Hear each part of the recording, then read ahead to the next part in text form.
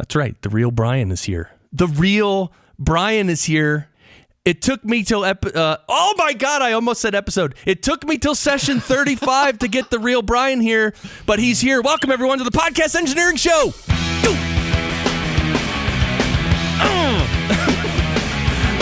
I got to be careful with my grunting though, because on the Profit First podcast, we grunt. That's like our thing. We grunt at the beginning, so I don't want to steal anything from that show. But welcome everyone to the show. My name's Chris Curran. I am the founder of Fractal Recording and the founder of the Podcast Engineering School. That's right, I'm creating a school for podcasters to learn the audio engineering side of podcasting.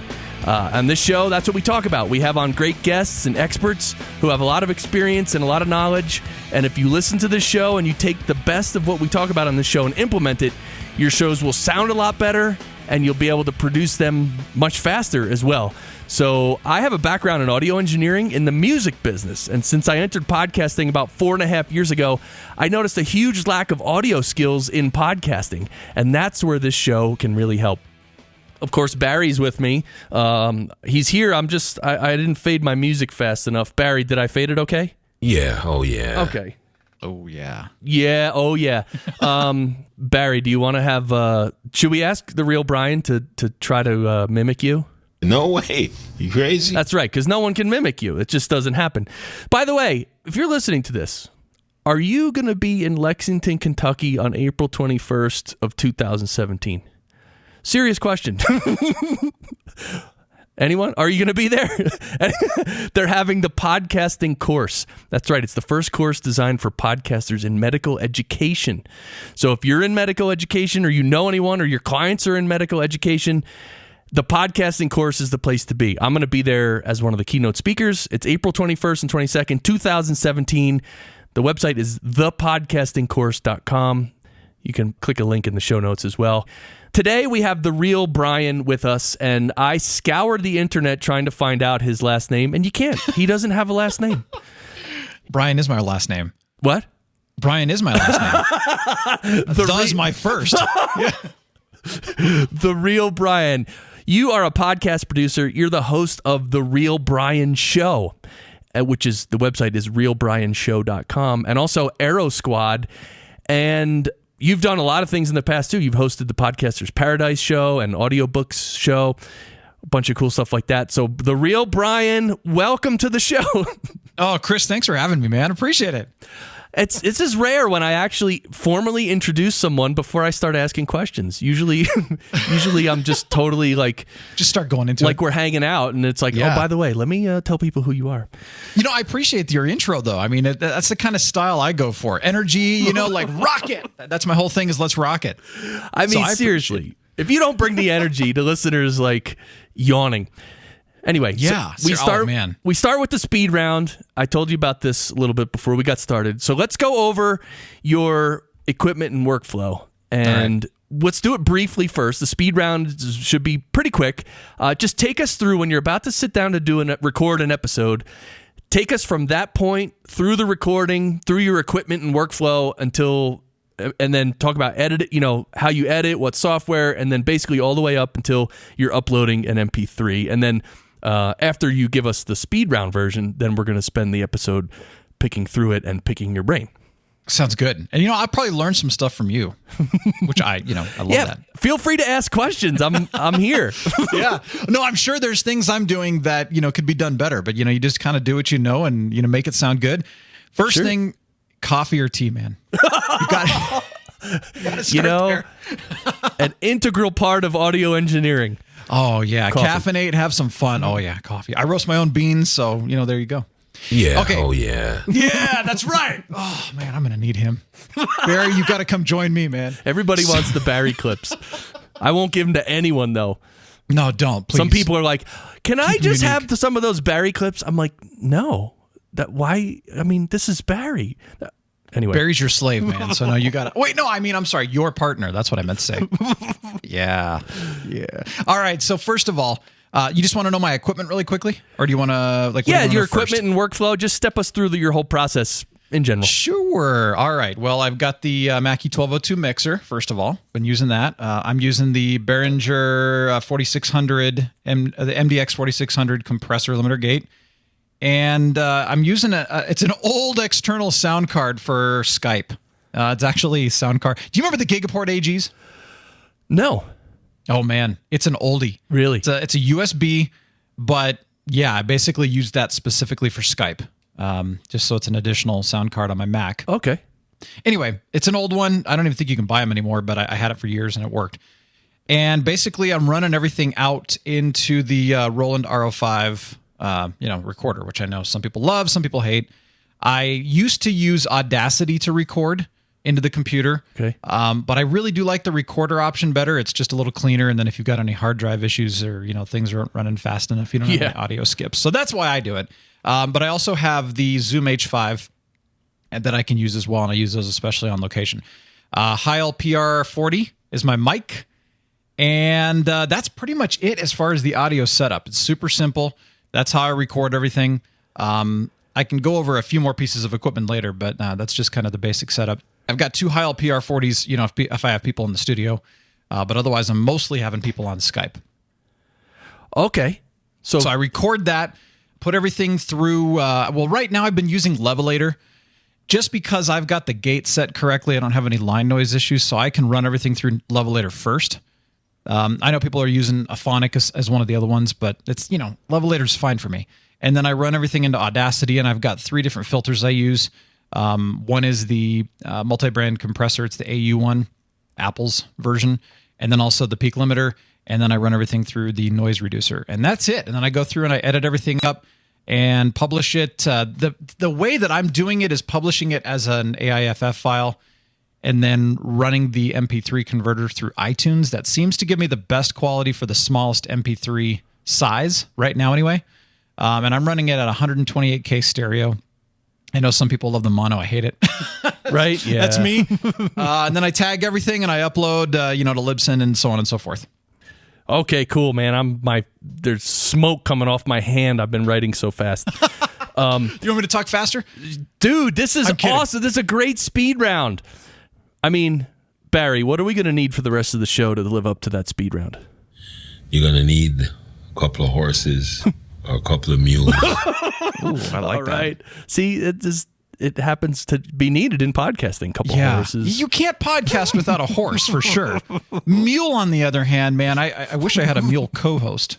Oh, that would be amazing. Wait, what are you doing over there? Get over here on the Stop mic. eating That would be that. so awesome. Yeah. Don't eat my couch. Anyway. Yeah, exactly. All right, so this is cool. So, how did you originally learn how to podcast?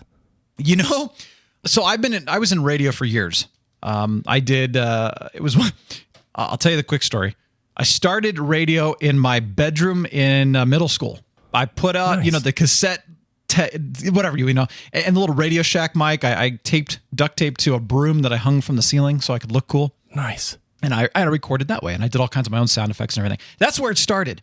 Then I started a high school radio station, and you're down in Colorado Springs, right? Yeah. Rampart. That's where I went. Oh, Rampart. Okay. We just moved here, so I don't know where that is. Yeah. All right. North side. Okay. Anyway, went there, started a high school radio station, did college radio. Took a break for a little while, had to go get a, quote, real job, even though I was born to be behind the mic. That's all I need to be. And then I did commercial radio for a while.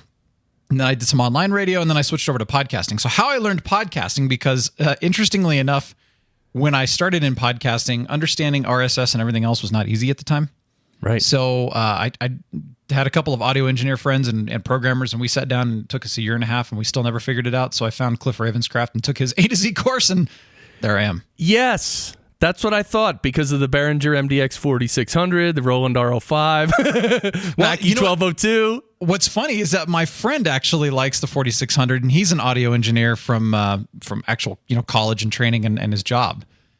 So he got me set up with the Behringer before Cliff even said anything about it, which I thought was interesting. Interesting, yeah. I mean, look, as far as having 4 channels of compression and expansion in a one rack space unit, I mean, that's the unit. I don't know if anyone else makes one like that, but certainly, like even Cliff, when Cliff was on the show, he basically said all he uses that for is the gating, the expander. Yeah. He doesn't compress anything. And it's mainly has a lot to do with the fact that his guests in the past through Skype or on the phone, especially on the phone, there'd be all this background noise, and he gated it out. Yeah. That's a big problem. I mean, even as a producer, constant noise issues. And I'm like, all you need is a gate, and you could take, well, that's not the only thing, but that's a huge thing that can take care of a lot of that. Yes. However, I will say that using a gate to tape, like using a gate before you're actually recording the signal, is dangerous. Because if you don't set the gate properly and you start cutting off the ends of words or the beginnings of words, it can sound weird. And then after it's recorded, you can't do anything about it. Yeah, well, that's why you set it up correctly, and then you go to town. Yeah, well, it's showing people how to do it. You can set it up correctly. One thing you got to notice or be aware of, though, is that for instance, one person's phone signal may be at one level. Their voice level might be at one level. The noise floor might be at its own level. A week later, when you get someone else on the phone, their levels might be different. Yeah. So you got to always definitely, if you're using a gate before tape, you got to look at the level. You got to make sure. You got to look and sound check the person just to be sure. That's what I would do. For sure. Oh, I agree. Yeah, I'm always doing the same thing too. It's funny. I'm always saying, okay, keep talking. I'm going to get your levels. I'm going to make sure everything's sounding good here. And, before I start, because you're right. Everybody's coming across differently. Whether you're using their iPad, internal mic, or they're actually pulling something nice out. You never know. Right. So you use a Zoom H5 on location. How much of that do you do? To be completely honest, I just started doing that because when I was hosting ProfitCast and Podcasters Paradise and audiobooks, everything was online. And with the Real Brian Show, there's still quite a bit that's online. But I'm starting to do some local stuff now because there are great people in the community that I want to interview. And the Roland is nice, but let's face it, I wanted to plug in a couple of XLRs and not have to be worrying about all these adapters. And so I went and got that thing. And honestly, I haven't even aired that episode yet. So I'll let you know how it works. Okay. Yeah, I've heard new for me. The H5 is a beast. Yeah, because there's an H6, but apparently the H5 is where it's at. More recent. I've heard. Well, yeah, and a friend of mine actually did an extensive review on all of those because he's trying to help his clients out with it, and he pretty much said the H5. Just get the H5. Don't want to worry about the other ones. And you're using a PR40. Mm-hmm. And so so on your Behringer MDX 4600, when you're recording, like even right now, you're talking to me over the internet. Yeah. You're using a gate? I know, because when I went over there to hit record, I was looking at your level and there was nothing. Yes. But how much are you compressing your voice to tape?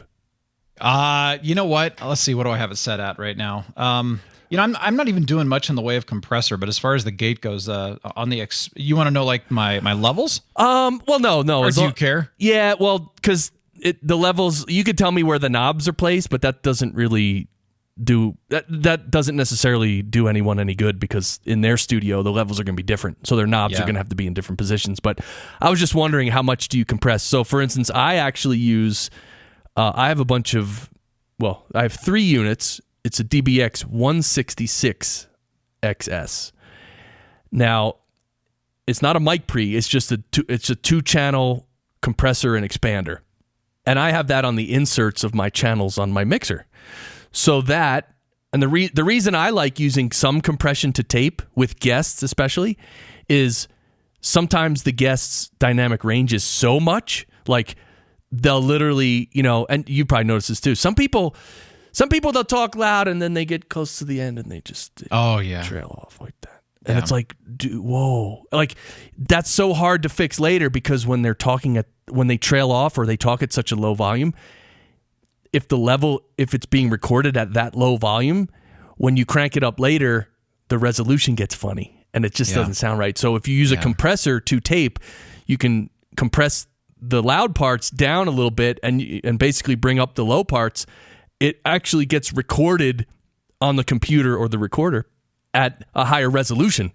Like, it takes advantage of the resolution you're recording at. So now some people, if they know how to speak into a mic, that's not usually an issue, because then you just get the level when they're speaking into the mic, and you don't have to compress them very much because they understand how microphones work. Yeah. Other people don't. I've been lucky because I've primarily interviewed podcasters. So I've never really had much of a problem as far as having to change. You know what I mean? Dude. But I do understand. Dude, I have dealt with so many... I have a lot of clients who I produce shows for, and they invite guests. So it's like second level of people, they just don't know anything. They've never been on a show. They don't know anything. And quite often, recently, the new trend is to just plug your earbuds into your Mac. Yeah. And then I know. let the wire flap around, and there's all this noise, and it's like it's insane. So like I have to actually go through all this stuff with people before we start recording about sound checking. Like, look, see that microphone on the wire? That's really important. That can't flap around. And anyway, it's interesting. John Lee Dumas and I at first kind of went, I don't know how this is going to work, but he mandates his guests now to have a minimum of I think it's a Logitech headset that's about $30. And he said, that's the minimum I require. Ideally, I want you to go get the ATR 2100 or something. Because, these are guests. These are not podcasters necessarily. Right. Kind of like you're talking about.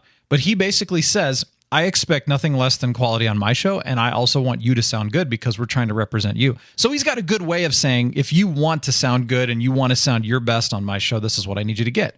And some people will say, I'm not going to get one. And he says, then you can't be on my show. Which, at first I went, oh man, that's kind of harsh. But now I'm going, that's a great idea. It really is. Yeah. What do you think about that? Yeah, I mean, I love that. I've been thinking of this. I've been thinking of creating a small course for people on how to do interviews over the internet professionally. Yeah. But you know what? It's going to take a lot of time and some research, especially the video part. I'm not used to doing video or whatever. And then it's going to require people to buy a couple things. And like, I don't know, maybe there'd be very few people who would buy that. But that education is important. And I like what John's doing. He happens to be in a position where, he can do that a little more easily than someone who's new and starting out. Oh, I agree. Just come out with this thing that can't be on my show unless you buy this stuff. People are going to be like, F you, basically. Yeah. Well, and I agree with you on that interview course, though, that you're talking about, because, again, being a producer, listening to shows, that is one of the things that I see people not do a very good job with our interviews. Whether it's the questions or, whatever. I mean, that goes into something else, but the quality is a huge thing. And, just the conducting of the interview in general is usually not that good. There's very few who are actually good at it in all forms. Yeah. So pulling in that correct sound and asking people to have the right mics, stuff like that, I think is important. And a lot of people don't even think about it. Yeah, they don't think about it. And here's the other thing. Most of the people don't care.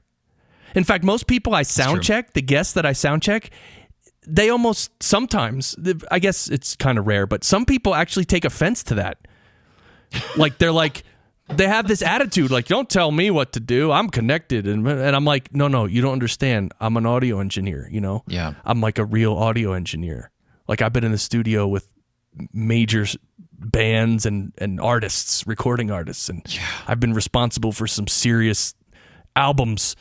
So I'm just, I'm not like some kid in my boxer shorts in my basement who's pretending I know about podcasting. It's not like that. Yeah. And I want you to sound good, but still, I don't know. People don't care. And they don't know. They don't understand microphones even. Even when someone has earbuds, they turn their head to the left. They're leaning back in their chair. Like, even on the phone. This has happened when people join by the phone. And I'm not even talking about someone wearing earbuds on the phone. I'm talking about someone holding a phone to their face. Yeah. They still don't talk into the phone all the time. They're like putting it down near their neck. And it's like, hello. I mean, like, look, and they just don't know better, which is fine. It doesn't, you're not going to kill them because of it. But my point is, most people don't even care. It's funny. I actually tried to teach mic technique on ProfitCast because you're right. People don't know. They don't care. And I was trying to show, you can't shout into the mic. You can't cough into the mic. You can't laugh into the mic. You need to, back up, use the room noise, all those things. People were like, I don't care, man. Just show me how to make money. And I'm like, you want to make money? Then you got to shut up and listen to me, but they didn't care. Like you said. It's too bad. All right, so you're going through a Mackie 1202 mixer, and so how do you get your levels in general? Do you use the meter on the actual Mackie, or do you look at the meter on your Roland R-05? Mostly the meter on the Roland. For some reason, the meter. I mean, my Mackie has the meter's fine, but it doesn't seem to translate exactly. Right. And I'm not quite sure why that's happening, but it is what it is. In fact, my friend who is an audio engineer came over and we were working on this stuff, and he's like, I don't know. Let's just... Yeah, see, different meters are different. They have different sensitivity, different speed of lighting up and not and dimming when it goes down. Yeah. There's so many little differences in the meter. It just feels different. So you got to... Well, first of all, you're doing the right thing by looking at the Roland, because that's where it's being recorded. That's actually the meter that counts. Yeah, exactly. And I tend to produce things hotter. So I know a lot of people will produce things at, Unity, of course, and as far as equalization, it's the same way. It sounds flat. They bring everything down on decibels. I don't like that. I came from radio. I personally prefer more bass, and I prefer a little bit hotter when it comes to the full recording. And I equalize everybody. That's just me. That's my style. And I know not everybody likes that, but I think that's how I like it. And honestly, listeners like, man, you sound so good. So they don't know any different. They just like what they hear.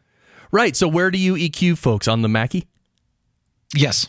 Okay. I do. Yep. That's where I'm bringing everybody through. So I'm EQing them fully on there. And then, of course, like I said, doing the filtering post-production. Okay. But the full EQ's on the Mackie. Now, on your Mackie, you have a high frequency control, a low frequency control, and then one mid-range control. Yep, that's correct. And on the mid-range, do you also have the choice of frequency?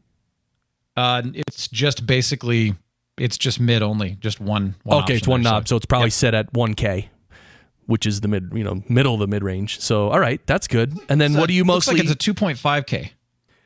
Okay. Actually, now that I'm looking at it now, I'm like, oh yeah, there you go. Okay, cool. So yeah, 2.5K, that's the presence part, which is important. Yeah. Cool. And so what are you normally adding or subtracting? What frequencies do you routinely add or subtract to people? Well, it depends on them, to be honest. So is that the right answer?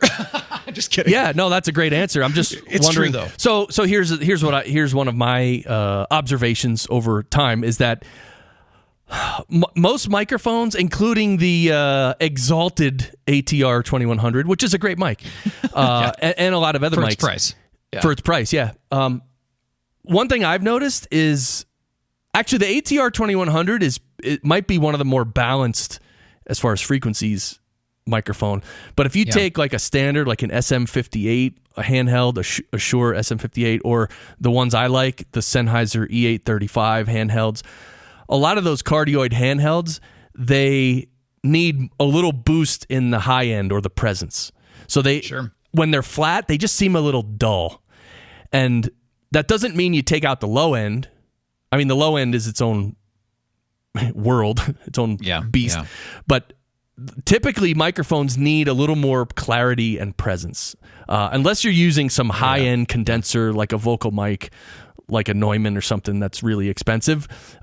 Even those you might tweak up the high end, but typically adding a little bit of clarity to mics is always good because they just don't capture that clarity routinely. I mean, think about it, what you're dealing with. First of all, it's a cardioid mic, so the high frequency response is not as good as a condenser.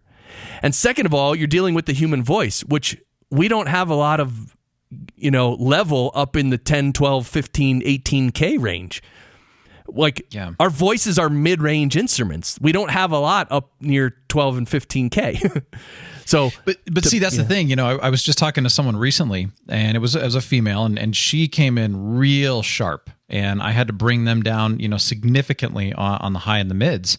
I kept the mid up a little. It was above Unity a little bit, but I had to really crank their bass up and bring their treble down just because it was so sharp sounding, on the ears. But like I said, I've got two of the Heils, the PR40s, had a guy in studio and same mic. I had the exact same setting as me, and you could barely understand him. He was like, you know what I mean? Oh, yeah. So I had to bring his bass down, and I had to crank up the, the mid and the high just to be able to understand his voice. So, again, and like, for example, my wife has a very, it's hard to explain. It's a very mid-range tone, but she has a voice that you can hear her, but a lot of times it's hard to distinguish what she's actually saying because it almost hits that frequency that it's I don't even really know what the term is, but is it muddy? Sort of. It's almost like that resonance frequency where it almost vibrates you from actually hearing what she's saying, if that makes sense. And it's interesting.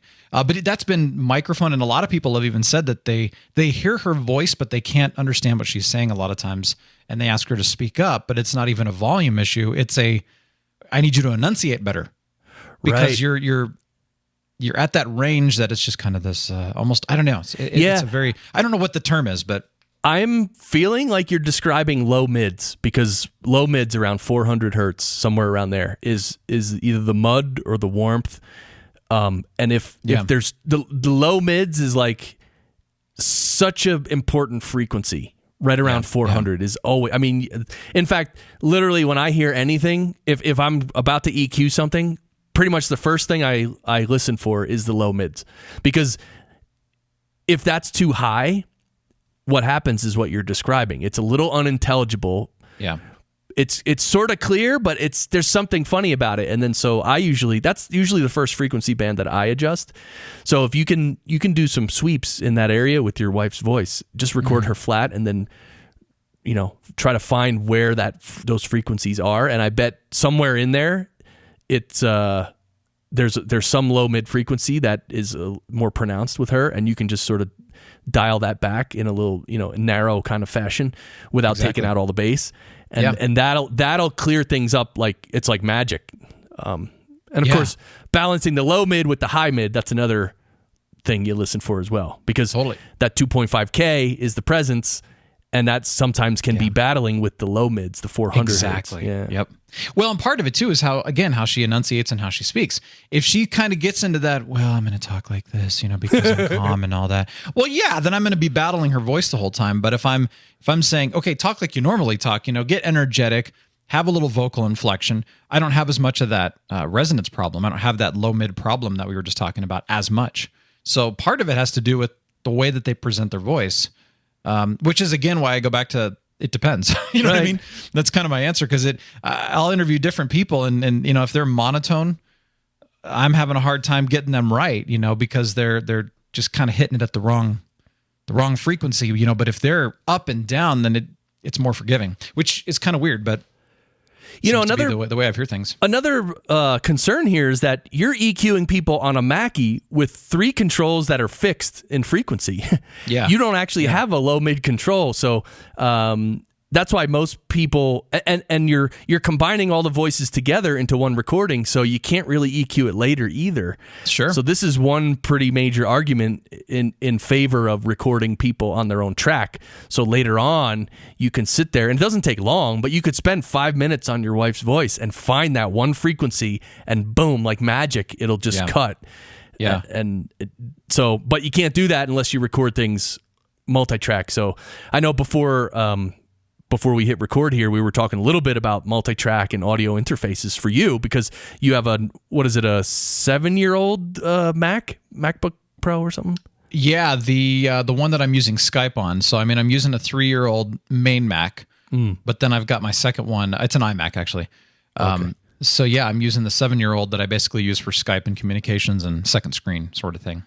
Right. So, and then if you were to, replace that, or even if you want to just jump to a multi-track studio instead of just, 2-track stereo, you can get an audio interface that accepts a lot of different inputs, and then you can run. Actually, I don't know, you might even have to upgrade your mixer at that point too, because I don't think the Mackie 1202 has direct outs. It might have inserts, so you can come out of the insert, actually. Yeah, use that as a direct out. And then go into and then capture things separately. But one of the concerns you brought up was that, that's a whole nother level of time and money, and if you're going to record everyone on their own track, then you got to sit there and mix it. However, first of all, you have more control over the sound. That's obvious. But the thing is, for instance, your wife's voice, if you've sat there for 10 minutes, or let's say it took you half an hour to EQ your wife's voice so it sounds mint, you can save those presets. And so the next time you record your wife, you just boom, apply an effects chain. She's done. Yeah. So, and you can do that for yourself. And so, but each different guest, you're going to actually have to work on, like it's new Each time. Yeah. But you can streamline stuff.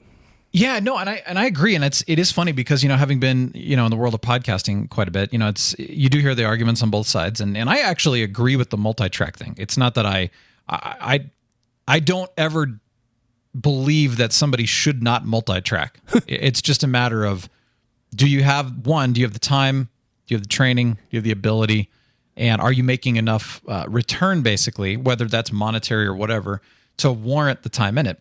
Totally. And I actually did have a conversation with Daniel J. Lewis about this a while ago. It's been, a couple years probably now. And I totally agreed with everything he said. It was just one of those things where, I was doing that myself. I was going through and doing the multi-track, and I was editing for a couple of different companies as well at the time. And I was spending 2 to 3 times as long on those as I was with, just a really high quality stereo recording. Yeah, it was never as perfect. But to the average listener, I personally found they just didn't care. Yes. If you're doing stuff where, people like us are being very discerning in their listening, they're going to know the difference. They're going to be picky about it. But the average listener is listening in their car, they're jogging, there's noise. They don't even know. Half of them won't even know the difference between mono and stereo. Well, I agree with you. Most times they won't know, but one of the dangers of just recording down to stereo without doing multitrack is those 1 or 2 times out of 10 when you get someone on Skype who doesn't know how to use a mic and their voice kind of fades low, and you can use Levelator, you can use Auphonic, whatever you want, but still it's just not going to cut. And someone driving in their car with all the road noise, it might actually affect their listening experience, and they're going to have to start riding the volume knob, and then we know how that turns people off. They'll just literally turn it off, and they'll I kind of look at it as I like Tim Ferriss's approach is the minimum effective dose. So what's the minimum amount of stuff that you need to do to achieve the best results, based on what you have, what resources you have. So, if I was getting paid full time to do this, I would do it correctly. I would, do the multi-track thing. I would go on and I'd spend time editing. Because it's not a full-time thing, and because I do have other responsibilities, there just comes a point where I say, I just literally don't have the time to add those extra steps, even though, yes, it would be better, and I wish I could. Sure. So I'm not saying that that's something people should do. It's just that's where I'm at personally. And so I look at it as that, what's the best sound I can get for the minimum amount of time that I'm spending right now? But like I said, down the road, as this becomes more, let me put it this way. If I get paid to podcast full time, which is my goal, and I will be eventually, then I'll be adding some stuff and having a little fun and making it right. Right. Yeah, I totally agree with you. I mean, the practical concern is really the first concern, right? You can't, it's like my yard, I mow my lawn as least often as I possibly can. I mean, I'm just not a lawn guy, right? Sure. And someone would tell me, oh, you should use this edging tool and make the edges against the sidewalk look nice. And you should use this, de-weeder and stuff. I don't do anything because I don't want to, and I don't need to.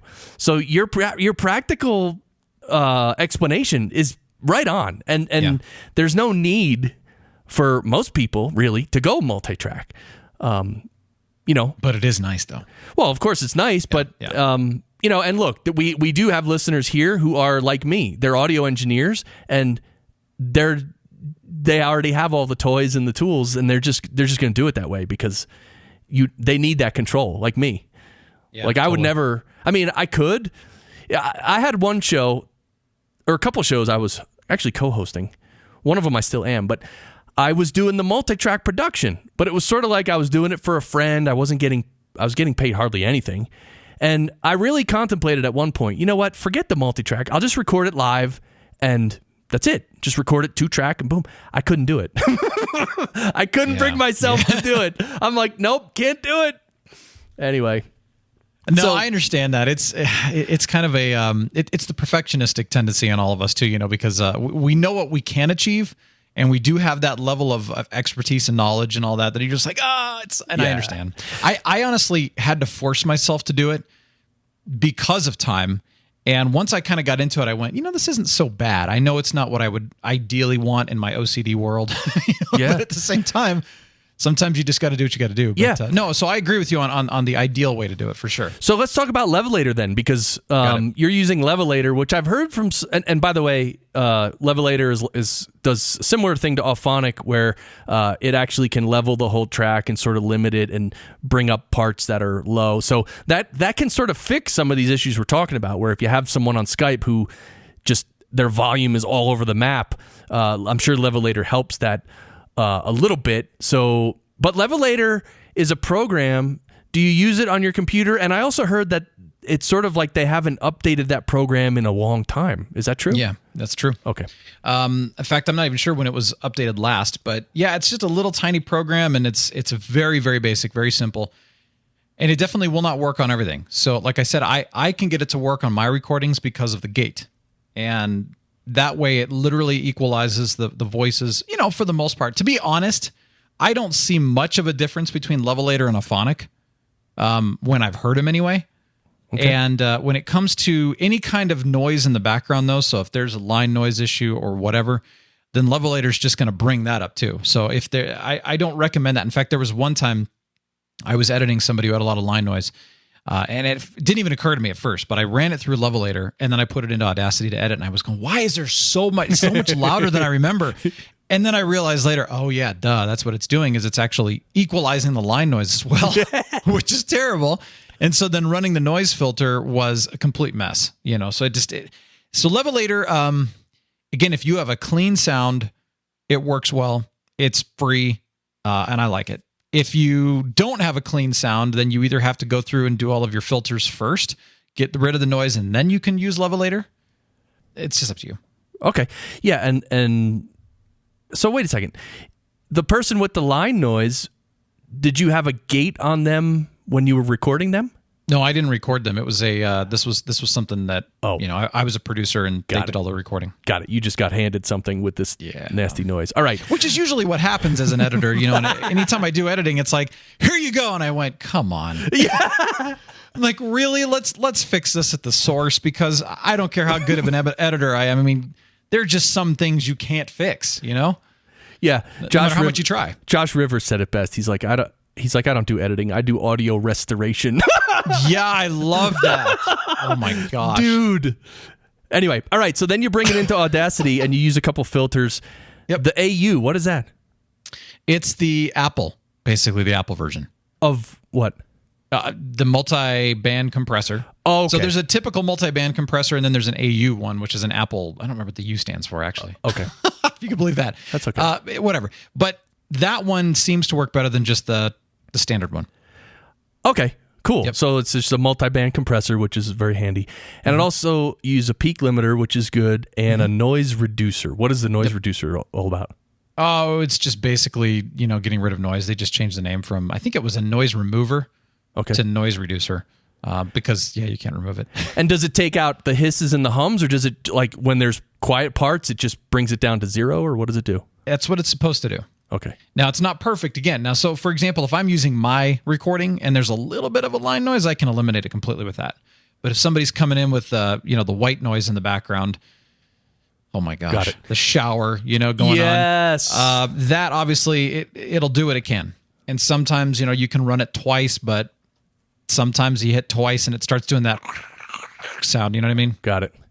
Yeah. So just for you and the listeners to understand how I actually handle background noise is, so I'll record in multi-track, and then what I do, if I hear that any one person has a lot of noise in the background, what I'll do is I'll open up their track in SoundForge Pro, which is actually the program I use for stereo editing as well. But I'll open it in SoundForge Pro and use a noise reduction effect, and I can actually noise map it. So you pick like a chunk of noise where there's no one speaking, it's just the actual noise. And it actually maps the exact frequencies of just the noise. And then you can run that filter on the entire track. So it really helps a lot in if there is a hum or that background noise, whatever it is, like an air conditioner or a refrigerator in the background, it'll take out a lot of that, which actually really helps. So then I'll run that on a specific track, and then I'll open it back up in my multi-track, which I'm using Reaper. And then when it opens up back in Reaper, it's there's much, much less background noise, if not totally removed. So that's very handy. And then I actually mix everything together and go on from there. So nice. And that's exactly what Audacity does. At least this filter that I'm using, the noise reducer.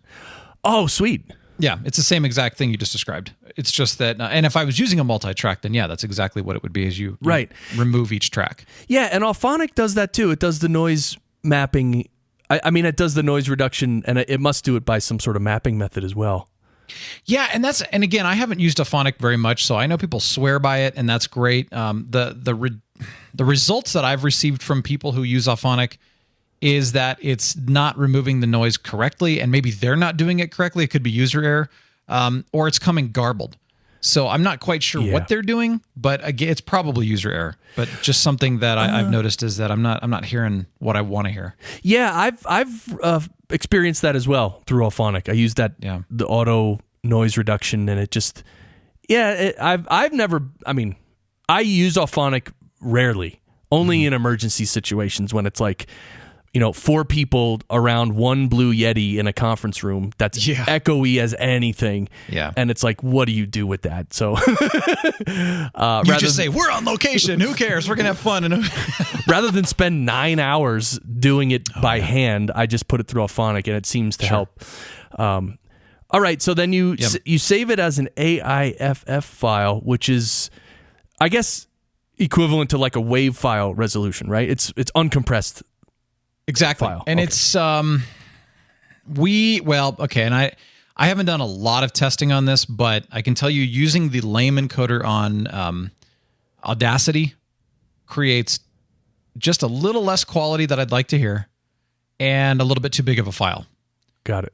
So the compression that I discovered is that if you export it, you could do a WAV file too, I'm assuming, but I think Apple likes AIFF files better. iTunes does. Okay. So that's why I do that, is because I go from AIFF into iTunes and then converting it to an MP3, which I think, again, that goes back to it's the best thing that I can do for free, that is, to get the best quality for the lowest file size. Got it. Have you ever tested it? Exported an MP3 from Audacity and saved that, and then do...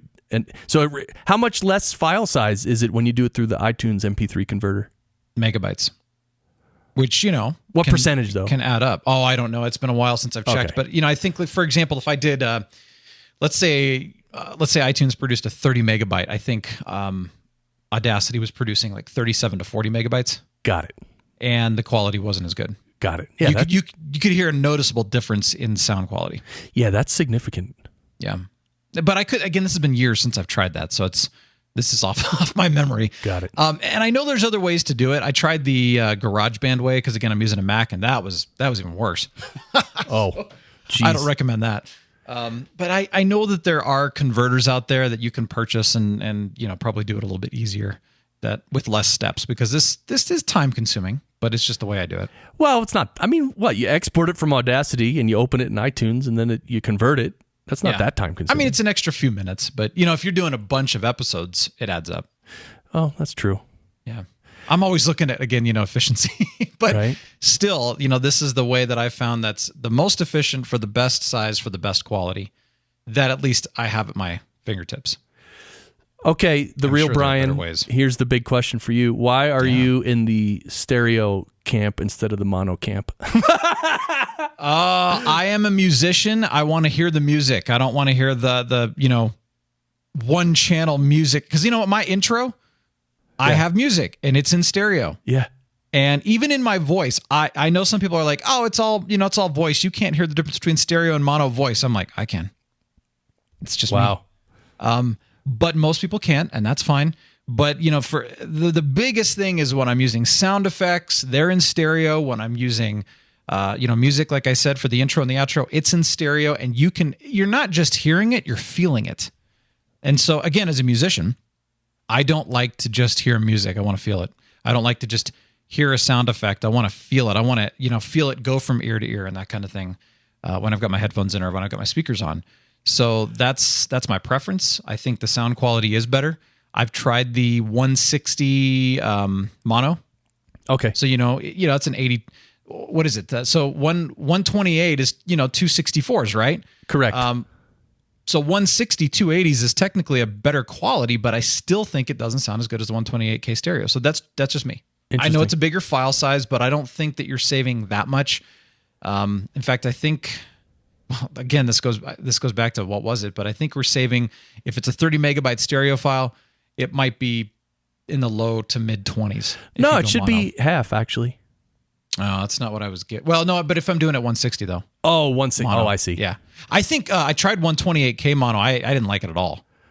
Right? Rob from Libsyn, he and a lot of people recommend 64K mono because it's the same as 128 stereo. In fact, all the work I did with Forbes, that's how every show went out. And it's okay. I was getting weird sounds. I was picking them up. I was getting like, those, I don't even know what the little garbles in the background. Yeah, the artifacts and remnants of the conversion. Yeah. I was getting that all the time. And I tried different podcasts, different ways. It was getting it all the time. And finally I said, forget it. And maybe that is the iTunes conversion. So maybe that's, I don't know. Maybe it is. Yeah, I actually convert mine right from SoundForge, and I don't even know if it's the lame encoder or not. Mm-hmm. I really don't know, but in SoundForge, there's 3 levels of quality, like for file size, really. When you save something as an MP3, you have to tell it what resolution, but also there's like quality. It's like small file size, medium, or larger.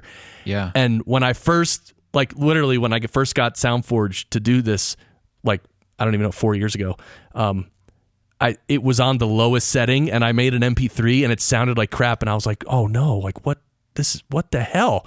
I bought SoundForge, to do my stereo editing and to do the mastering and save it as an MP3, and if this is the way it is, this sucks. And I ended up emailing them, and they're like, oh, there's a setting there. So then I changed it to larger file, highest resolution, and it actually sounds fine. So when I saved all the Forbes stuff at 64 mono, it sounded fine. I mean, it's, again, no one would, there was no garbling, no artifacts, anything like that. I wonder if there's some different ways, because not having SoundForge, but I mean, I know most people have either Audacity or Audition, at least podcasters I know anyway. I wonder if there is a little setting in there, especially now, because, Audacity keeps coming up with new updates and all the crowdsourcing and or not crowdsourcing. I'm totally spacing on that. Open sourcing. There we go. I'm trying to think, Patreon right now. Anyway, open sourcing, and you do get the updates, and sometimes you don't even know they're there unless you go through all the update notes and everything. But there may be some settings like that would allow you to, like you said, get that file size lower, get the right, basically resolution you're looking for. But I'm gonna have to look into that a little bit more now. See, Barry's here with me. And by the way, if you didn't know the real Brian, Barry is the maintenance guy in my old building in New Jersey. It's not Barry White. Well, I know it's not Barry White because some people think it's Barry White. They're like, oh, Barry White. I'm like, no, this is Barry. No, I know Barry White. He's a friend of mine. Wait. You need some sound clips, my friend. All right. So, Barry, I know you're a fan of stereo versus mono. What do you, really? Barry, when you listen to a mono podcast episode, what do you hear? There's no activity, no giggle, no nothing. See, that's what I'm talking about. Yeah, I took the words right out of my mouth, man. I love it. He's a stereo guy. All right, Libsyn. Do you generate your feed from Libsyn or from somewhere else? Well, for the Real Brian Show, yes, from Libsyn. Oh, you do? Okay. Yeah, I do now. Now, I was doing FeedBurner with every other show. Got it. And, running everything through PowerPress and everything. So now I'm using the Libsyn feed, and then I'm using Pat Flynn's smart podcast player. You like that player? Yeah, I love it a lot. It's pretty. It looks nice, but I think it's great. It's user friendly. I think it's a little more user friendly than PowerPress is for the user. That is, right. But yeah, I think it's a little bit more work. You have to go into the code and copy paste the title, and then copy paste the. This is the workaround.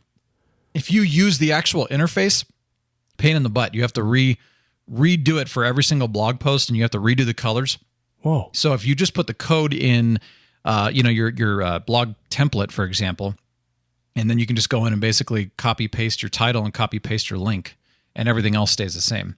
So a little bit of a workaround. I know they're still tweaking some things, but I love it. Okay, yeah, I've been I looked at it a few times, and I don't know, it didn't wow me. I wasn't like even when I looked at it, I'm like, where's the play button? I don't know. There was a lot of stuff on it. Of course I could see the play button, but anyway, I kind of want to get a different player because the whole PowerPress thing. But I'm same as you. Yeah. I used to set up all my shows through PowerPress and then through FeedBurner, and then to all the directories. But the shows I'm setting up now, I'm pretty much just setting it up in Libsyn, period. And then what stinks is when I want to embed a player, I got to take the Libsyn player and pop it in there. Like for this show, if you go to podcastengineeringschool.com, look at the episodes, there's a Libsyn player in there, and it says Libsyn. It's like, really? I mean, I can't just... And then, I don't know. Yeah, no, I know what you mean. I'm still trying to figure out a few things on that as well, so I understand that. All right, so have you ever how have you handled some really bad sounding audio? I mean, there's got to be times you've recorded stuff and it ended up just sounding horrendous and you had to do something about it. I called him up and I said, re-record.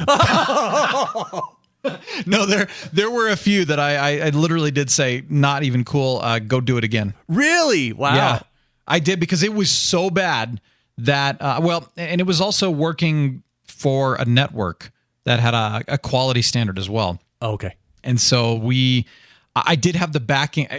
Are you familiar with Daryl Darnell? Yes, Daryl Darnell. Okay. He's been on the show. Good. Yeah, so he was actually the lead producer for this, for TV Talk, because when we were working there. And so there was a quality standard, and I had him back up, and same kind of thing. It was like, nope, this isn't good enough to go out. So that was nice, because the quality was just poor. I mean, it was some of the worst I've ever heard. But for the situations now, like if I'm producing something for, a doctor... Right. And they don't have a whole lot of time, and they don't care. Like this is it. You're not going to get them to re-record, or recently, if I'm recording like actors, they're not going to reschedule something with you. Right. Thankfully, their audio was fine. But yeah, when I'm recording something where there isn't going to be a re-record, I mean, you do the best you can. And I, in fact, there's been a couple situations recently where I've said I need to set up a meeting with these doctors who are the hosts. And we're gonna fix their audio at the source, because what I'm getting is not good enough. So, what I've had to do at that point is you do the best you can. You run the filters the best you can. You get it sounding as good as you can. But there's only so much you can do when, there was one recently where you could tell that the guy's mic wasn't even on. He was recording out of his computer speaker. Oh, it didn't connect. And what can you do about that? I can't change it. Man. You know what I mean? So the whole thing was echoey. It was bizarre. I had one track. There was nothing I could do with it. So I made it sound the best I could. Now, the cool part is it actually sounded like they were at a conference and they were recording the panel. So I thought, well, if to the average listener, maybe it sounds like they were doing some kind of a conference, seminar. I don't know. This is cool and whatever. But usually what I'll do is I'll come back and I'll say, again, the audio wasn't good. When are we going to have this meeting? And I actually do have a meeting tomorrow with the powers that be to start setting some of this stuff up and actually getting their audio in check. Because I just, especially with the host, my theory is if their audio is consistently coming back, we need to fix it. I'm not going to sit here and work miracles all the time, when you can go to the source and actually get it fixed. As far as guests go, it is what it is, especially when somebody's calling in on a telephone line. Right. There's just not a lot you can do with that. Right. But I mean, I do the best I can. I clean it up. There's a lot of times now where I'm especially, I don't know if you're hearing this, but I'm hearing this especially in younger people. They've developed colloquialisms and almost a dialect where it's the, and then they keep talking. They keep talking. You know what I mean? I get a lot of that. So, oh yeah. And so, or like, and I'm guilty of the like thing. My gosh, I'm picking it up and I'm like, stop, So I get that. And I'm spending a lot of time really trying to clean that out. I'll leave a few in because I want it to be natural, but I don't want it to be annoying. And I don't want it to be perfect if they sound like robots. You know what I mean?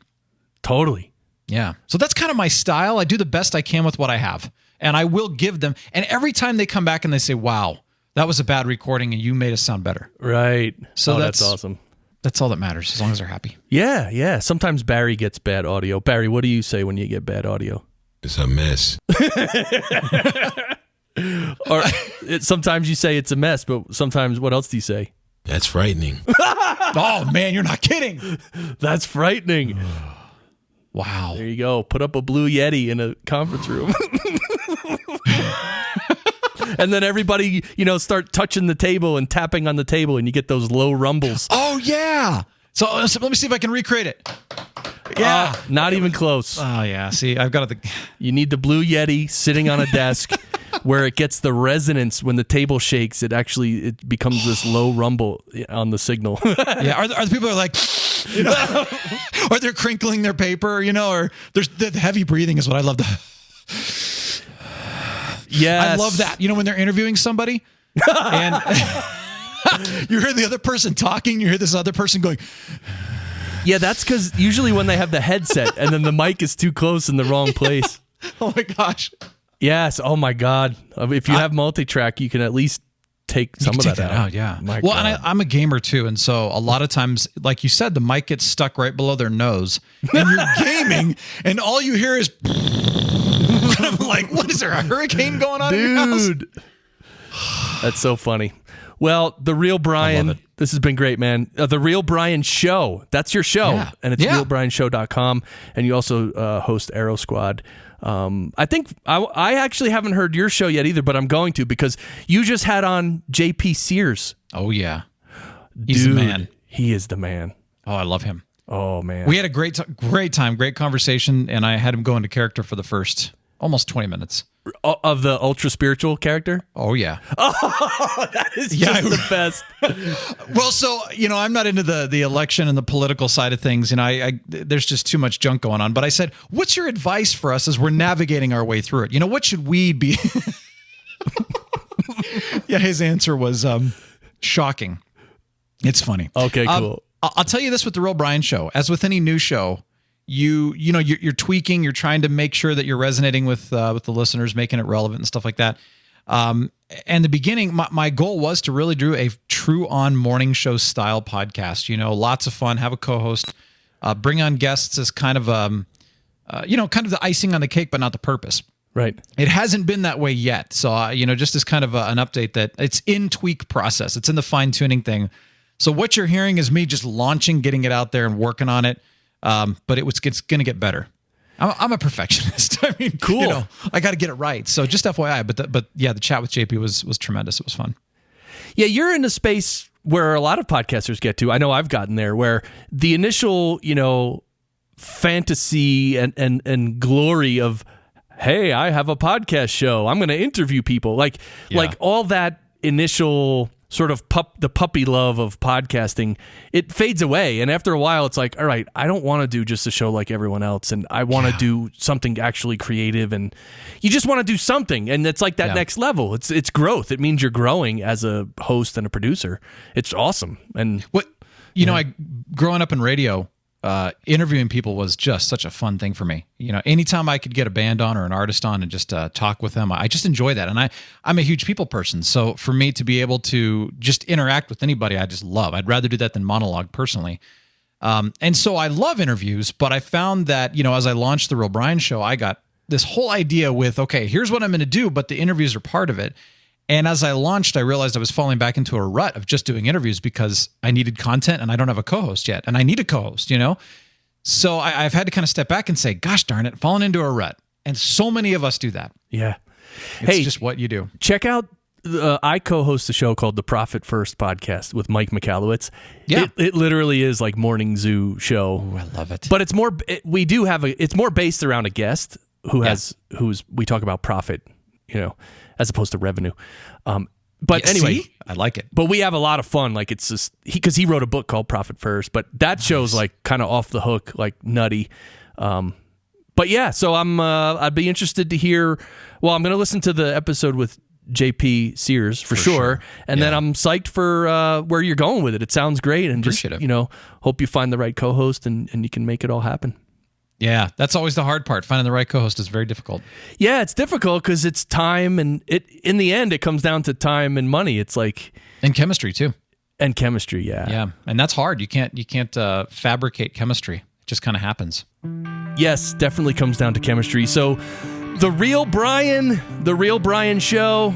Thanks for coming on the show, man. Chris, thanks for having me, man. I enjoyed this conversation. I know I'm not as, I don't have as much knowledge and wisdom as you in this area, but hopefully I was able to add some value. No, it's great. We love it. It's the practical side, and you have really come a long way, and we really appreciate your contribution today. So thanks for coming on the show. And thanks, everybody, for listening. Until next week, you know what to do. Sound great!